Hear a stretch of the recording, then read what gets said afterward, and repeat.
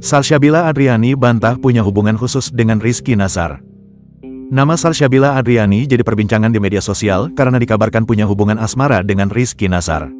Banyak yang kemudian menyebut Salsabila sebagai pelakor karena diketahui Rizky adalah kekasih dari Syifa Haju. Sebuah akun mengunggah klarifikasi Salsabila Adriani.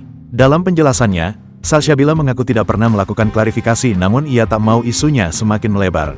Penjelasan dimulai dengan dirinya mengklarifikasi kabar bahwa ia pergi berdua dengan Rizky Nazar ke sebuah klub malam. Sebenarnya aku enggak pernah melakukan ini, tapi sebelum ini makin melebar, saat itu aku pergi ramai-ramai.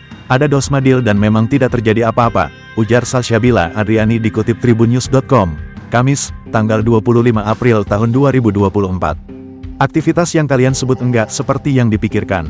Aku mau ngomong bagaimana lagi juga ada aja yang goreng lagi. Aku pilih diam ketika kalian pun semakin pedas dan jatuhnya sudah fitnah bukan? Lanjutnya, Salsabila mengatakan bahwa dirinya sudah bicara dengan orang-orang terkait dalam masalah tersebut. Ia juga menegaskan bahwa setiap dari mereka sudah memiliki pasangan masing-masing, termasuk dirinya yang sudah punya hubungan dengan Ibrahim Rishad. Kita semua udah punya kehidupan dan pasangan masing-masing ya.